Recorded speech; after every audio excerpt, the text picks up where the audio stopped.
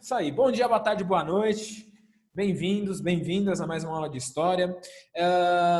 Deixa eu falar uma coisinha para vocês, dar um recado direto, tá? Semana que vem é prova, né? Maravilha. Hoje a gente encerra, talvez segunda-feira ainda tenha alguma coisa do conteúdo. Vamos ver como que vai ser a aula hoje, né? Mas deixa eu te contar uma coisinha, tá? Cuidado, tá? Você buscar coisas na internet. Cuidado. Estou dando essa dica. Não faça, tá? Principalmente as questões teste. Cuidado, tá? Eu estou sendo... enfim, eu não vou contar, mas é isso. Cuidado, tá? Você vai buscar na internet a resposta? Tá bom. Deixa eu falar uma coisa, você vai errar. Você vai errar se você fizer isso. Primeiro ponto, então, nas questões teste. Nas questões escritas, ter resposta igual ou parafraseada, que dá para perceber que está parafraseado, é 0.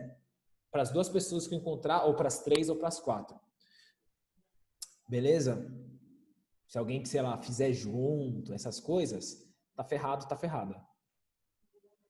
Porque aí dá para perceber quando é parafraseado e bem, quando copia, né? Vai ser 0. Para os dois. Para os 2 alunos ou as 2 alunas. Outra coisa, cópia da internet. Cópia da internet. Também. Zerar a questão. Não perde ponto à toa. Toma vergonha e estuda. Reveja as aulas, tá? E você faz, se você faz as lições de casa de maneira autêntica, sem copiar, é uma maneira de você treinar. Ótimo. Vai treinando. Tô dando os feedback. Hoje tem lição de casa para você entregar amanhã à noite.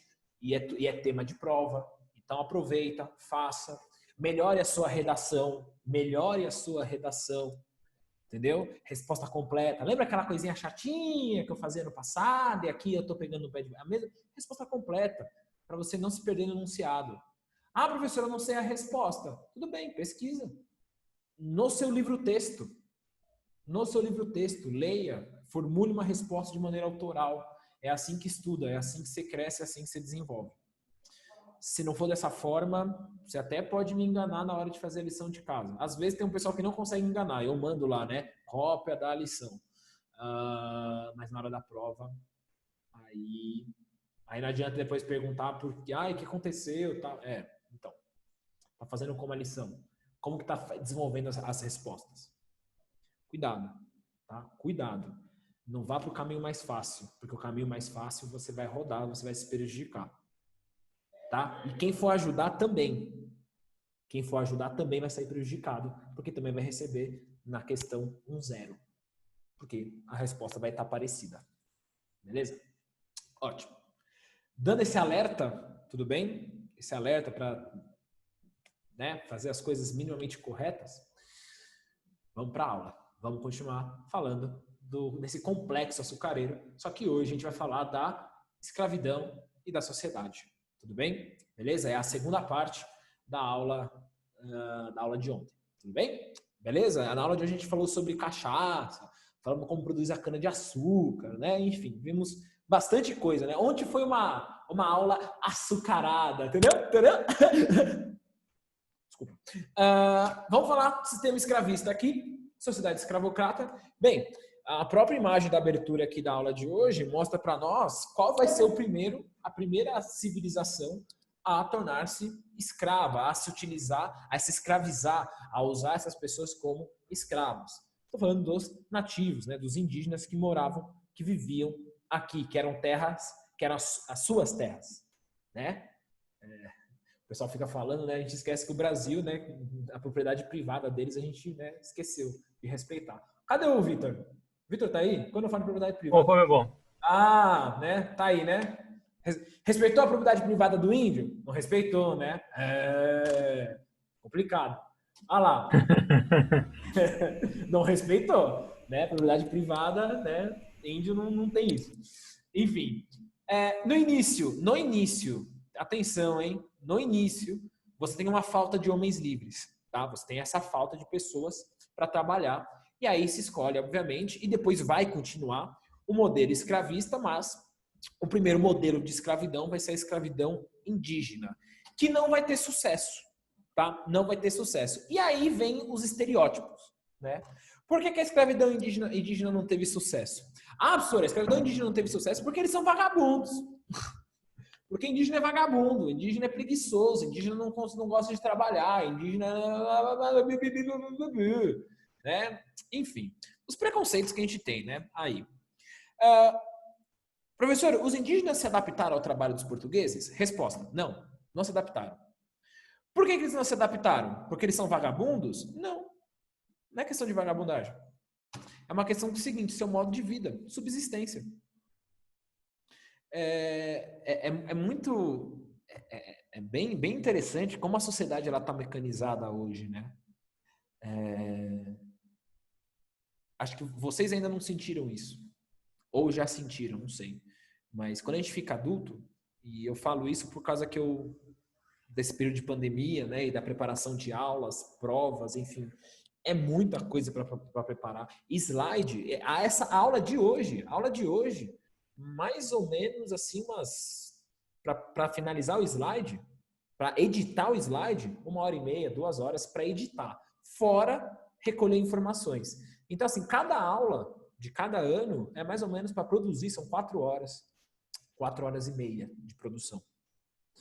Então, o que acontece? Quando você vem nessa coisa de trabalha, quando você tem um tempo livre, você fica incomodado. Você olha assim e fala, mano, mas peraí, eu não tenho nada para fazer, mas como assim? Não, eu preciso ter alguma coisa para fazer. É impossível, eu preciso ter alguma coisa para fazer. É o seu avô e a sua avó. Você entende, Nath? É tipo seu avô e sua avó. Seu avô que fala, eu não consigo ficar sem trabalhar. Tudo bem, eu não estou falando que trabalhar é ruim, é bom ou ruim, mas a questão você só trabalha, tempo livre para quê? E quando você tem esse tempo livre, você fica incomodado em não fazer nada, simplesmente. Fazer nada. Aquela coisa que os gregos falavam, né, da valorização do ócio. Porque é quando você tem o ócio, o tempo livre, que você vira um ser criativo, que você começa a entender o mundo e interpretar o mundo, por exemplo. É quando você para, senta e vou fazer nada. E você acaba tendo, às vezes, um momento de criatividade. É quando não dá certo, minha mãe fala isso. Então, os indígenas, eles não tinham o seu modo de vida, não era adaptado a esse modo de vida do português, que era insano, né? De trabalhar, sendo que o indígena fala, cara, mas eu já tenho o suficiente. Eu não vou ficar só cortando pau Brasil. Eu vou cultuar, vou cultuar meus deuses, eu vou cuidar do meu filho, vou cuidar da minha filha, vou dar atenção para eles. Quantas vezes a gente não sente a falta dos pais, ou da mãe, ou de quem cuida da gente, porque a pessoa fica constantemente trabalhando e nesse ritmo, porque ela não tem o suficiente, né? Porque se ela não fizer nesse ritmo, ela não consegue sobreviver, ela não tem comida em casa, né? Ela não garante o teto com que vocês moram aí, seja um teto já seu, né? Ou de aluguel. Então são meios de vida, formas de vida diferentes. E a gente está num modo de um estilo de vida em que se você não entra nessa lógica do trabalho, você se sente mal, você se sente à parte, excluído. A gente está numa roda que a gente começa a não olhar para os amigos, não olhar para a família, não olhar para o filho, e aí a gente escolhe, e aí, que tipo de vida você quer? O que é a vida correta? Né? Os portugueses impuseram para os indígenas, isso é a vida correta. É você trabalhar 10 horas, 12, 14 horas por dia aí. Contraditório, né? Qualidade de vida. Problemático, bem problemático. Essa questão do trabalho. É muito colonial isso. Extremamente colonial. Você descansar ou as pessoas lutarem por reduzir jornada de trabalho é porque elas são vagabundas. Sendo que na França, as pessoas trabalham 6 horas por dia. A jornada de trabalho é de 6 horas por dia. O horário de almoço é de 1h40, ou 2 horas, se eu não me engano. Sabe por quê? É de 2 horas? Para o pai ou para a mãe conseguir almoçar e poder pegar o filho na escola. Poder pegar o filho, ter um momento com o filho, almoçar com o filho, e depois ele ir para o curso e depois o pai voltar para o trabalho. Só que às vezes não dá, né? Porque é trabalho, trabalho e trabalho. Enfim. Se tiver algum pai aí ouvindo a aula, é complicado. Professor, eu acho que a escravidão indígena não teve sucesso principalmente por causa das doenças. Também, Maria, também, tem isso também, mas tem essa... Não teve sucesso por causa dos indígenas não aceitarem a quantidade de trabalho dado. Tipo, é desumano. Fala, mano, pra quê? Se a gente já tem tudo aqui. Literalmente, a gente consegue tirar nosso sustento aqui, nossa sobrevivência aqui. Pra que mais? Pra que mais? Você já tem o suficiente. Isso é uma lógica que a gente tem, uma lógica de mercado, uma lógica capitalista que a gente tem. Pronto, lá vai, né? Professor comunista, né? Ele quer a revolução socialista, comunista, né? Momento doutrinação, né? Da aula, né? Não pode criticar o capitalismo, senão que significa que o professor é um socialista, comunista, né? Venezuelano, cubano, coreano, enfim, aquelas coisas nesse momento turbulento da política que a gente vive, né? Não pode criticar o sistema. É assim, né? Ponto, acabou. Não pode criticar, é perfeito. É isso. Tá certo, né? Vou chamar o Kim, hein? Chama o MBL aqui, Escola Sem Partido. Momento doutrinação, né? Meu momento agora de eu doutrinar vocês, né? Vocês terem o machado, a foice, o martelo, né? Isso aí, Karl Marx, né? Num braço aqui e vai. Vamos lá, seguindo, depois desse... professor de história, só doutrina. Sem sucesso também por causa das missões religiosas. Os jesuítas olhavam o indígena como o ser humano sem alma, ele precisava de uma alma, precisava se catequizar, então isso gerava combates, confrontos com os colonos que queriam essa mão de obra. Tá aí, Maria, que você colocou as catástrofes demográficas, né, as doenças, certo? Até o termo doença não existia na língua dos indígenas, não existia na língua tupi ou guarani a palavra doença. Quando eu vi uma entrevista de um indígena, na época do corona, né? Está afetando muitas tribos indígenas. Ele estava falando na língua tupi e ele falou a palavra doença. Eu olhei aquilo e falei, caramba, não tinha na língua deles uma definição de doença. Não tinha. Significa que eles não ficavam doentes? Não, não é isso. É que uma pessoa ela morrer era um efeito natural, não era algo inatural. Certo? O que provoca muitas nossas doenças, o que provoca, por exemplo, a peste bubônica, é ter muita gente num lugar só, por exemplo. Muita gente habitando num meu Deus. Muita gente num lugar só. Eu ia me confundir na hora de falar a palavra. Por exemplo, não é algo natural você ter uma cidade de 12 milhões de pessoas, por exemplo, cidade de São Paulo. Não é saudável. Leis proibindo a escravidão, né? Você teve essas leis depois de um tempo, né? Proibiu a escravidão, pensando nessa questão da lógica da catequese, né?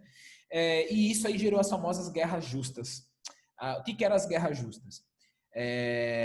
Você só poderia escravizar indígenas que fizessem levantes que atacassem os portugueses. Esse era o acordo. Você só pode escravizar indígenas se ele atacasse, ele entrar em confronto na sua fazenda. Beleza. Aí o que o colono fazia? Raptava a filha do chefe, raptava crianças, fazia algum tipo de ataque para ele ser atacado, aí ele falar, guerra justa, posso escravizar essa mão de obra. Mas eles que provocavam essas guerras, né? Safados, né? Safados. Tá claro?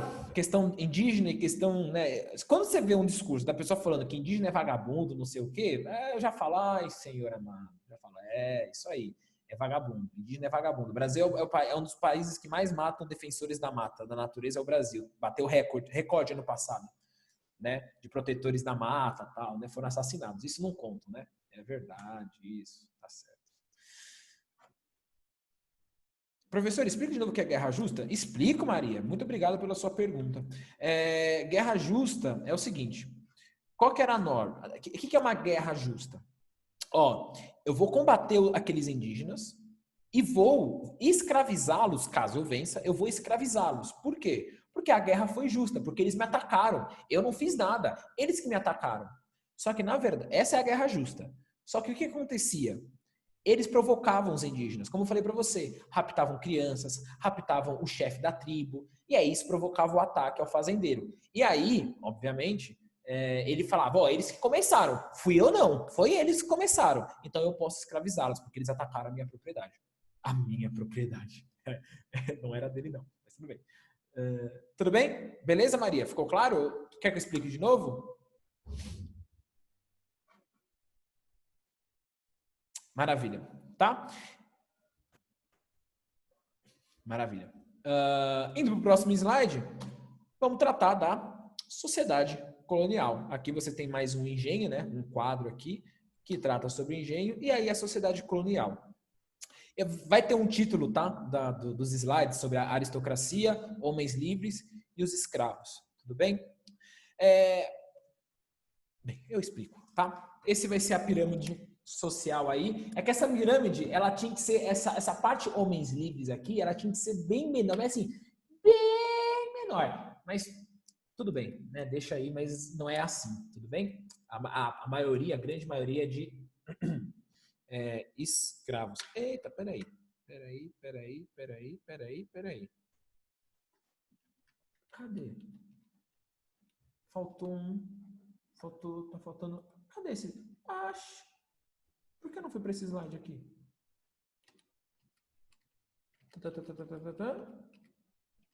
Oxe. Por que não tá contando esse slide? Pulou um slide. Ah, nossa, que estranho. Pulou um slide. É isso que eu achei estranho. Faltou. Com isso. Mas vai, vamos aí. Desculpa. Eu senti, falei, mano, peraí, mas falta falar dos escravos, né? Mas falar do sistema da escravidão, né? Do transporte, do tráfico, né? O sistema escravista. Com o insucesso dos indígenas, começaram a optar pela mão de obra africana. Mas por que eu queria tratar sobre isso aqui, dar esse dado para vocês? Olha o número de porcentagem que foi aumentando com o passar do tempo. Ó, em 1574, dá uma olhadinha aí do lado. Ou é assim? Acho que é aqui, né? Deve estar aparecendo para vocês aqui. Em 1564, 7% da mão de obra escrava era composta por africanos. Em 1591, 37%. 1638, aí era 100% da mão de obra era africana, era de africanos escravizados, fazendo com que os traficantes ganhassem destaque dentro da sociedade. E aí tem um vídeo que mostra o transporte, como que era ao longo dos anos, né? A partir de 1545, a gente tem aqui como que vai ser o transporte dos escravizados, né? Da África para todo o continente americano. Vamos aí. Tem musiquinha? Não tem musiquinha.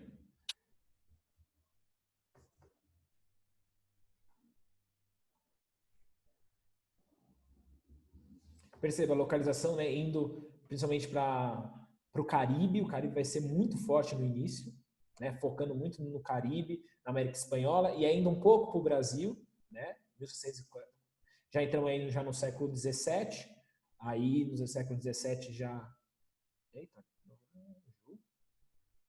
No século XVII você já tem um aumento, até que eu coloquei lá em 1600 e... Que ano que eu coloquei? 1600... Ah, não apareceu aqui. Mas aí, olha a quantidade de escravizados que vai começar a vir aqui pro Nordeste brasileiro. E olha o quanto o Caribe, né, ele suga, né? Sim, tá indo bastante para a região da América Espanhola, Vitor. Sim, para a América Espanhola. Mas aí depois, ó, olha o Brasil. Aí o Brasil começa a ter um destaque. O Caribe, né, podem perceber pelo gráfico, o Caribe ele vai ser o que mais vai receber escravizados. Mas o Brasil aqui começa a linha direta, né? Cana-de-açúcar. E também a época da mineração, essa aqui, né? 1720, já é a época do ouro. Aí, enfim, a mão de obra escrava aí aumenta demais, cresce muito.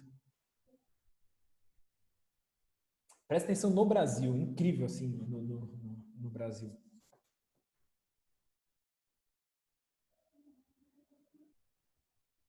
Aí Estados Unidos, né? Olha ele vindo aqui para os Estados Unidos. Olha o fluxo, como aumenta, como ele fica pujante. Fala, Nath.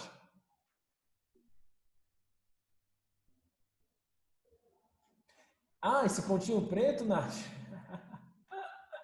São as viagens, Nath, dos traficantes de escravos, Nath, vindo para... trazendo escravizados, trazendo escravos para a América, Nath.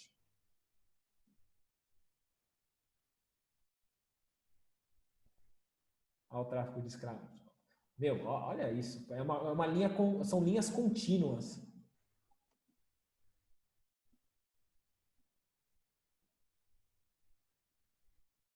Aí começa o bloqueio da Inglaterra, né? Tentar o combate à escravidão aí no século XIX. E aí o Brasil... Olha quando chega no porto do Rio de Janeiro, gente. Olha isso. No século XIX é Brasil, é só Brasil. 1850, você tem a Lei Eusébio de Queiroz, né? Pronto. Né? A abolição do tráfico de escravos, aí só o tráfico ilegal. Né? Aí você não tem mais contagem. Percebam, né? O quanto foi foi durável, né? O quanto permaneceu por séculos esse tipo de mão de obra, essa mão de obra escravizada, certo? A base, a estrutura de todo o sistema econômico colonial e imperial no Brasil, se não tem escravidão, não funciona. Aí sim, né? Agora a sociedade colonial. Agora eu posso ir para a sociedade colonial, tá? E aí começar a falar da elite, né? Olha aí a elite. Né? Quem compõe a elite? Quem é a elite? Óbvio, senhor de engenho, claro, senhor de engenho, os grandes proprietários, mas também os comerciantes ligados ao comércio externo.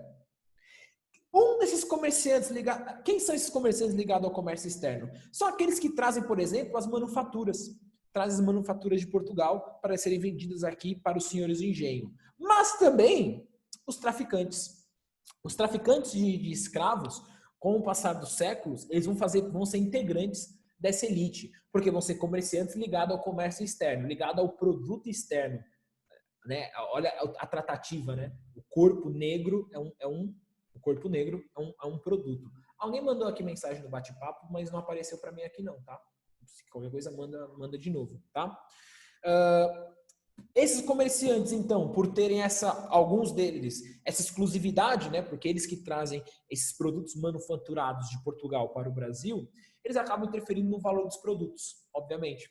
Eles acabam conseguindo interferir, dependendo da quantidade que eles trazem para cá ou não, além de serem credores dos proprietários rurais. O que é credores? Fazem empréstimos aos senhores de engenho, gerando até rivalidades. A gente vai ver mais lá para o final do ano as revoltas coloniais.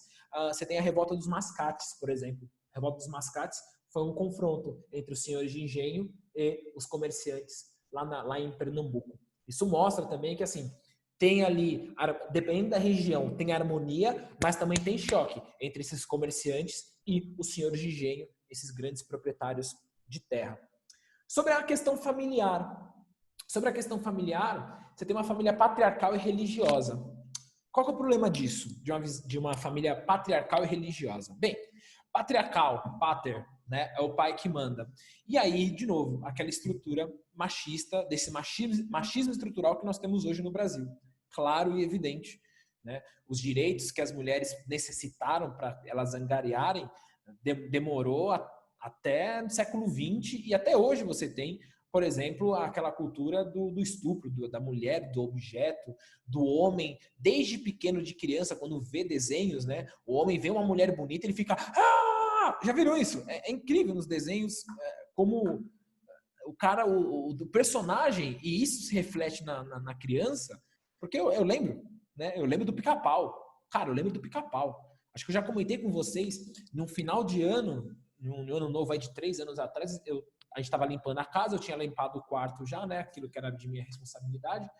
Aí eu liguei a TV e tava tendo Pica-Pau. E eu falei, que legal, né? Fazia anos que eu não via Pica-Pau. E, meu, pareceu uma mulher bonita, né? Andando na rua, e o Pica-Pau ficou retardado. Sabe, o coração, pim, pim, pim, pum, tipo, eu falei, cara, isso é muito problemático. Tipo, o homem não sabe lidar racionalmente ao ver uma mulher ou um outro homem, sei lá, alguém, mas no caso é sempre a figura da mulher aqui, né? De maneira racional, tipo, caramba, tipo, me interessei, achei bonito, achei bonita, né? Enfim, mas não, tem aquela loucura e aquele negócio do domínio, do controle, né? Patriarcal, o homem tem que fazer, a mulher tem que fazer aquilo que o homem mandar. Tem que fazer aquilo como mandar. E além disso, tem que fazer o que o homem mandar. E aí, obviamente, Esqueci que ia falar. Ia falar alguma coisa do estupro.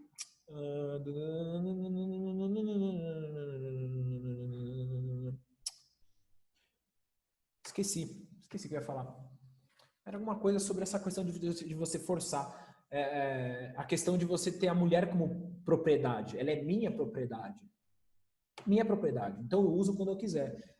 Tinha uma famosa novela que falava, o cara colocava a mulher na cama e falava, venha que eu vou lhe... Não, chamava, né, na verdade, ele, venha que hoje eu vou lhe usar. Né, a frase do personagem. E era um personagem já numa época crítica, né, como as mulheres eram tratadas. Lembrei, sobre a nossa miscigenação, né, sobre a nossa mistura. Ela foi a base do estupro. Né, a mistura dos negros com brancos e com indígenas foi o branco estuprando negras, né, e as indígenas. Foi através do estupro.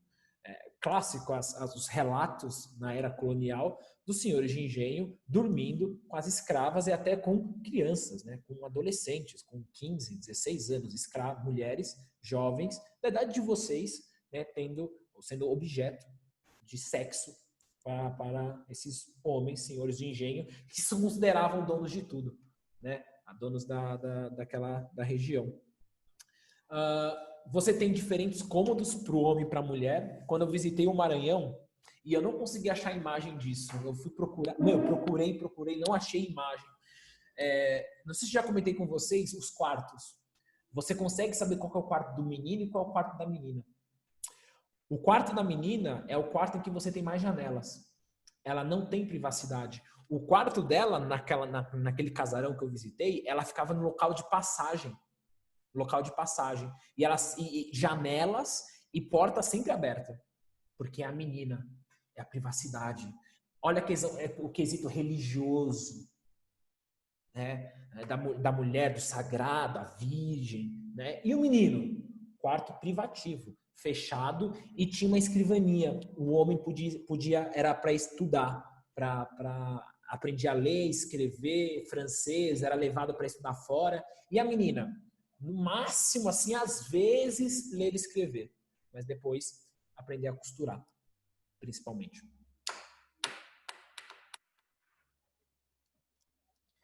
Né? Quantos meninos aqui já não sofreram? Né? Se privar de certas liberdades que os meninos têm e vocês não têm. Né? Falta nós homens, observarmos um pouco isso também.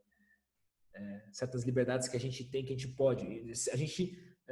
Em relação a certos esportes, tem coisa que é de menina, tem coisa que é de menino. Isso vem de uma sociedade patriarcal, a questão do macho alfa, né? Que é prejudicial para os homens também. Essa é a questão também, né? É totalmente prejudicial para nós homens também. E a lógica patrimonial. Essa lógica patrimonial é aquela famosa frase: você sabe com quem está falando? Você sabe com quem você está falando? Isso é muito dessa lógica patrimonial. É muito a famosa frase, vocês viram aí nos últimos tempos, não sei se vocês acompanharam. Cidadão não, engenheiro, formado, melhor do que você. Cara, isso é muito Brasil, mano. Isso é muito Brasil colonial, isso é muito Brasil, né, segrega, separa, arcaico. Esse é o arcaico. O que significa... A frase que a mulher falou, cidadã não, ou cidadão não, né? Engenheiro. Ou quando a pessoa fala, né? Você sabe com quem você está falando? Quando alguém lança essa pergunta, o que ela quer dizer? Olha, eu sou uma pessoa importante. Eu tenho contatos.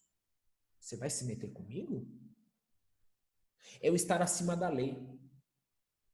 Significa que eu tenho contatos que vão te prejudicar.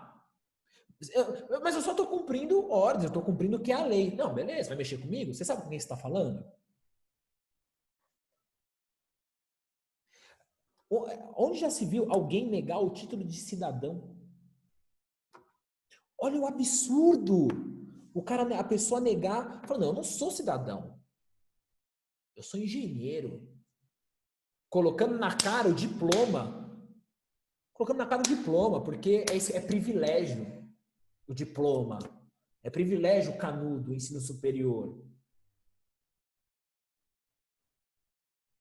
Eu sei ler, sei escrever, eu tenho o domínio da lei. O canudo, o diploma, tinha esse significado no mundo colonial. E tem até hoje, né? O desembargador com um policial militar pedindo para colocar a máscara. Você é um analfabeto. O desembargador começou a falar francês com um policial para mostrar, né? Ó, eu sei mais do que você. E a pessoa fica acuada. A pessoa fica acuada. Sabe por que a pessoa fica acuada? A gente fica acuado? A gente ficaria acuado? Porque a gente não tem noção dos nossos direitos. Porque o Brasil ainda não conseguiu cristalizar na nossa nação o direito à palavra cidadania. Que você, eu e todos nós temos direitos. E somos iguais perante a todos e todas.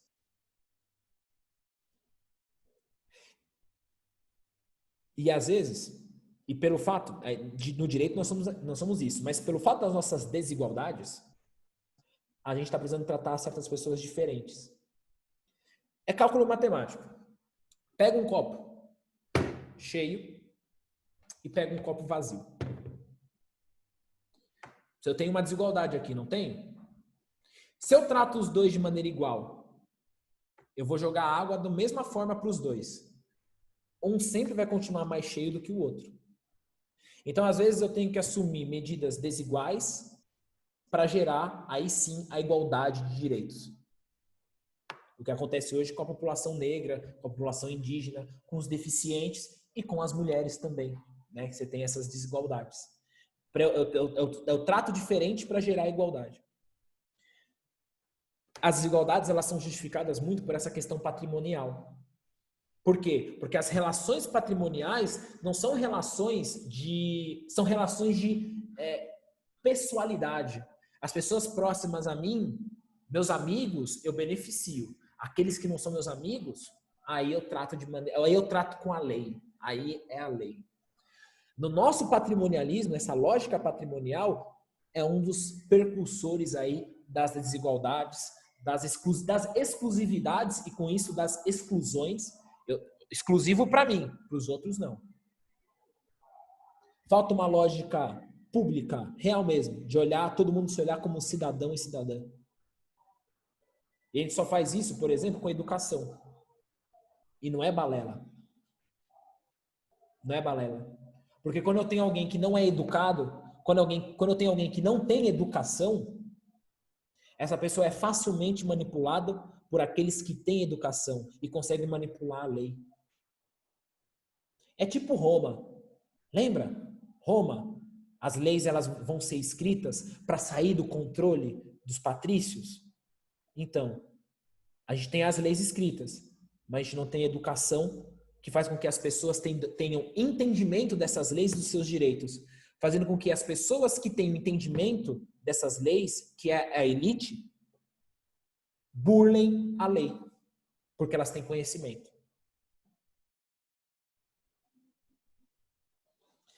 Estudar Brasil Colônia é estudar as nossas raízes, é estudar nossos problemas que a gente encontra hoje na nossa sociedade e que é evidente. O racismo no Brasil, por exemplo, o Brasil a gente tem a teoria que o Brasil esconde o racismo, né? Não esconde não, é só você olhar. Só você olhar. Só você olhar. E o racismo ele é tão estrutural no Brasil, ele é tão estrutural, que eu tenho essa imagem aqui que é maravilhosa, essa imagem. Eu tenho ali no fundo um negro chicoteando outro negro. Maravilhosa não, né? Oi? Maravilhosa não, né? Não, eu não entendi, o áudio veio ruim, desculpa. Maravilhosa não. Maravilhosa no sentido que eu quero dizer o seguinte, para mostrar para nós, para a gente refletir, maravilhosa no sentido didático, para eu ensinar para vocês. Não, é isso que eu quis dizer. Porque ela fala o seguinte, ó, tá vendo? Olha lá, não tem racismo. Porque, ó, olha o negro chicoteando outro negro. Os negros, na estrutura, do racismo estrutural que a gente tem, o negro nega a sua negritude. Muitos negros, quando eram libertos, a primeira coisa que eles faziam era comprar um escravo para me separar, para me aproximar daquele que é branco. para eu ser enxergado. Eu só sou enxergado na sociedade, quando você tem um racismo estrutural, eu só sou enxergado quando eu me aproximo da estrutura, desculpa, me aproximo não, quando eu me afasto da cultura negra, por exemplo. Quando eu me afasto. Aí eu sou enxergado. Não, eu não sou negro, eu tenho um escravo aqui. Não, eu sou diferente. Eu sou um negro de alma branca.